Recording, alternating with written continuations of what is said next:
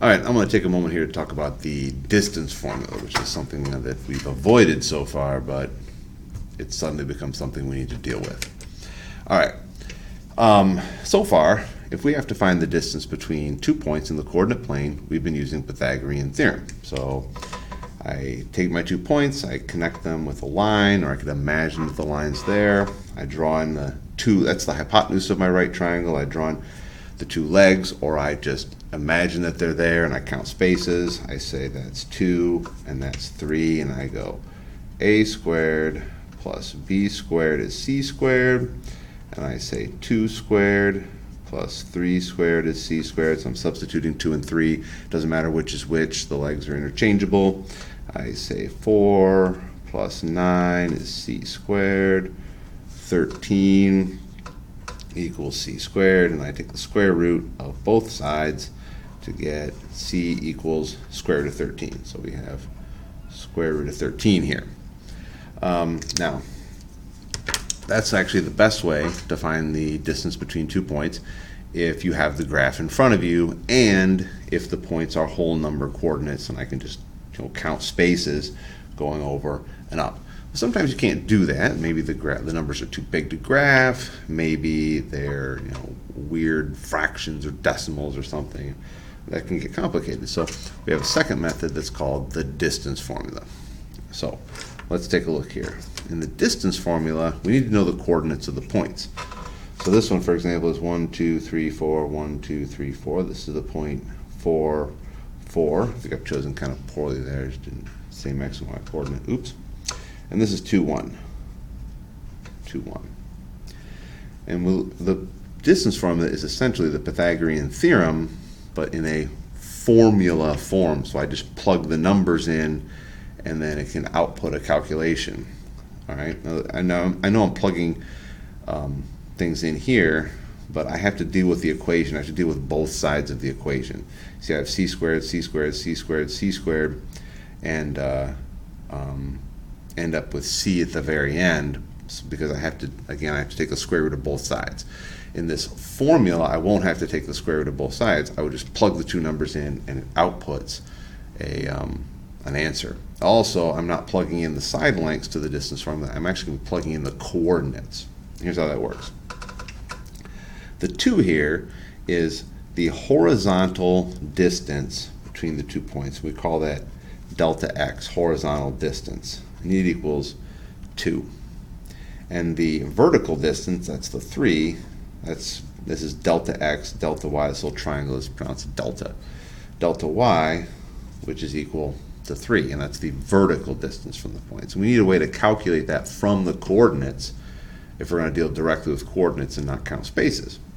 Well, if we look here, the y-coordinate for the y-coordinate for this point up here, we'll call it A, and we'll call this one B. The y-coordinate is 4 up here, and the y-coordinate down here is 1. So delta y is equal to 4 minus 1, which is the y-coordinate for point A minus the y-coordinate for point B. So I just subtract one y-coordinate from the other. For the x-coordinate for point A is 4, and the x-coordinate for point B is 2. So we can calculate this 2 as 4 minus 2, which is the x-coordinate for point A minus the x-coordinate for point B. All right. So, and this, in my original calculation, was my lowercase, okay, uppercase a, lowercase a. It's going to be a little confusing, so don't get them mixed up. Our lowercase a was 2. That's where we got a from, and our lowercase b was 3. Okay. Oh, I should put that as b. Okay. So lowercase b was the delta y, the change in y, or as I travel from B to A, how far up did I go? I went up 3 spaces. That's where that leg came from, the length of that leg. Our lowercase a was 2, and that's the change in x. So as we travel from B to A, how far did we travel left, right? We went 2 spaces to the right.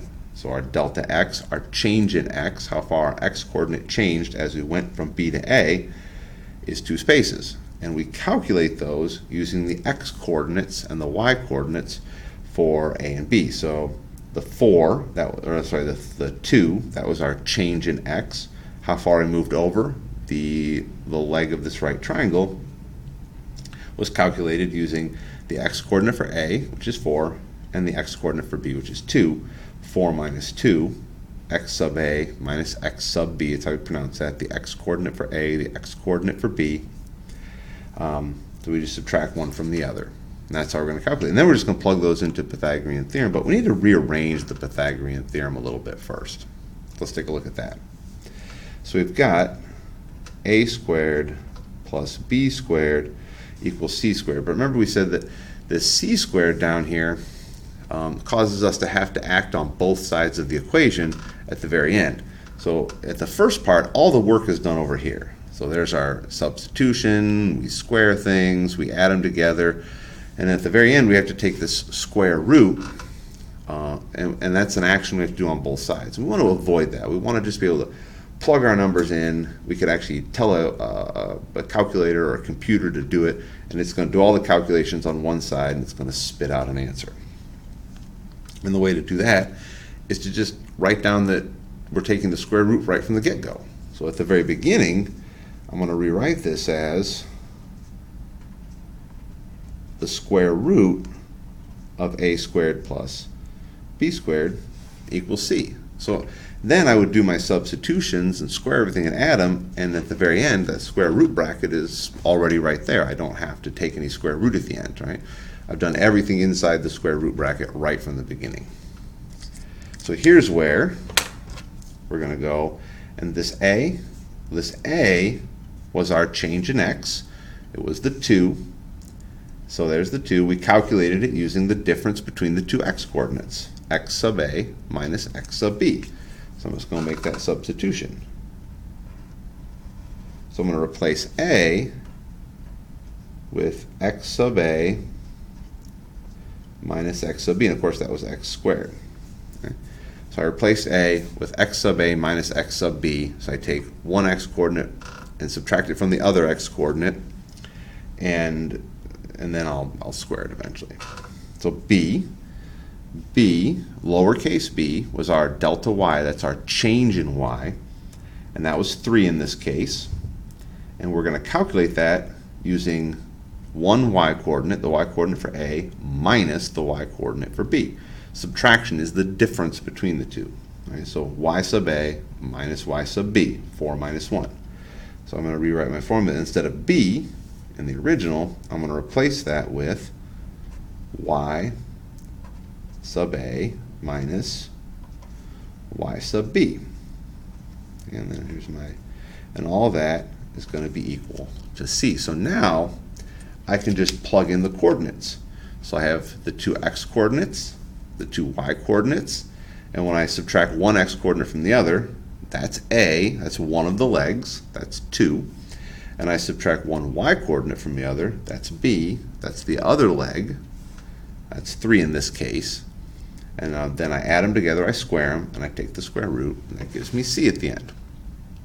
Now, several things that we've kind of glossed over here that I want to point out. First of all, remember how the legs are interchangeable, right? So it doesn't really matter whether I could put the y's over here and the x's over here, and I would still get the same answer, because the two legs, a squared and b, a and b and a squared plus b squared, I can switch them up. It doesn't matter. Also, when you subtract one coordinate from the other, you'll notice that 4 minus 2 is not the same as 2 minus 4. So you might be asking yourself, oof, how do I know which point is A and which point is B? Well, in a lot of cases, it would really matter. Like when you're doing a slope calculation, it matters what direction you're going. Because if I'm traveling from B to A, for example, my change in y, how far I go up, is positive because I'm going up. But on the other hand, if I'm going from A to B, I'm going down, so my change in y is negative. And there's a big difference between the two, especially when you're calculating slope. But here is a little bit of a trick that causes it not to matter, because after we do the subtraction, we square it. And so if I did, for example, instead of 4 minus 1, I did 1 minus 4, Well, that would be equal to negative 3 instead of positive 3. But positive 3 and negative 3 squared, we get the same number, 9, either way. It doesn't matter. So in this particular case, it doesn't matter which point I choose to be A and which point I choose to be B. It doesn't matter which direction the subtraction goes, because afterwards when I square it, I'll end up with the same answer either way. Now that only applies to this Pythagorean theorem or distance formula type calculation. If you're doing, say, slope or some sort of other displacement type thing, it matters a lot. So you've got to pay attention to that. So again, distance formula right here, subtract one x coordinate from the other and square it, subtract one y coordinate from the other, square it, add them together, take the square root. I would recommend that you only use the distance formula when you have to. Only when you have to, because there's a lot more calculating to do. There's more numbers to plug in, and anytime you're plugging in more numbers and doing more calculating, that's more opportunities to make mistakes. If you can draw the picture and you can make the triangle and the legs are whole numbers, you can just count spaces, much less to do, much more straightforward, fewer opportunities to make a mistake. All right, and that's distance formula.